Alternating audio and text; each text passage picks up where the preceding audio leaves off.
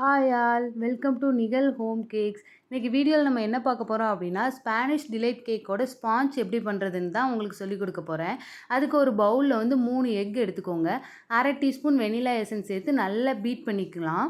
அது கொஞ்சம் நுர வந்ததுக்கப்புறம் நம்ம பவுடர் பண்ண சுகரை வந்து கொஞ்சம் கொஞ்சமாக ஒரு 3 டைம்ஸ் போட்டு ஆட் பண்ணிக்கலாம். இதோட சுகரோட அளவு வந்து 110 கிராம் நான் எடுத்துருக்கிறேன். நல்லா பீட் பண்ணதுக்கப்புறம் மைதா ஆட் பண்ணணும். மைதா வந்து 80 கிராம் நான் எடுத்துருக்கிறேன். நல்லா மைதா போட்டு பீட் பண்ணதுக்கப்புறம் அதோட ஹைட்டு நல்லா இறங்கிரும். இதுக்கப்புறம் வந்து நம்ம ஸ்பானிஷ் டிலைட்டுனாலே காஃபி ஃப்ளேவர் தானே. இதுக்கு வந்து 6 கிராம் நான் காஃபி பவுடர் வந்து ஆட் பண்ணியிருக்கிறேன். இந்த ஆட் பண்ணோன்னே இதோட கலர் கொஞ்சம் லைட்டாக சேஞ்ச் ஆகும்.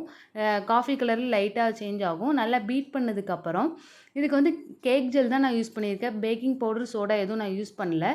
அரை டீஸ்பூன் கேக் ஜெல் போட்டு நல்லா பீட் பண்ணிக்கலாம். இப்போ நல்லா ஹைட்டு கொடுக்கும். நல்லா பீட் பண்ணதுக்கப்புறம் சைடில் இருக்கிறது எல்லாத்தையுமே எடுத்துவிட்டு நல்லா பீட் பண்ணிக்கோங்க. பீட் பண்ணதுக்கப்புறம் இதுக்கு 2 டேபிள் ஸ்பூன் ஆயில் சேர்த்து அதை வந்து 1 ஸ்பீடில் நம்ம பீட் பண்ணிக்கலாம். இது வரைக்கும் எல்லாமே வந்து ஹை ஸ்பீடில் தான் பீட் பண்ணியிருப்போம். ஒன்ஸ் நம்ம ஆயில் ஆட் பண்ணதுக்கப்புறம் 1 ஸ்பீடில் தான் நம்ம பீட் பண்ணணும். அது ஒரு 30 செகண்ட் பீட் பண்ணாலே போதும்.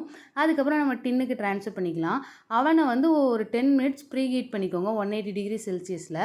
பேக் பண்ணுறதுக்கு வந்து 30 மினிட்ஸ் வச்சா போதும். 180 டிகிரி செல்சியஸில் வச்சு பேக் பண்ணி எடுத்துட்டிங்கன்னா சூப்பரான ஸ்பாஞ்ச் ரெடி ஆயிரும். இதை நான் எப்படி ஐசிங் பண்ணேன் அப்படிங்கிற வீடியோலாம் நான் நெக்ஸ்ட்டு ஷேர் பண்ணுறேன். தேங்க்யூ. தேங்க்ஸ் ஃபார் வாட்சிங். நீங்களும் ட்ரை பண்ணி பாருங்கள். பாய்.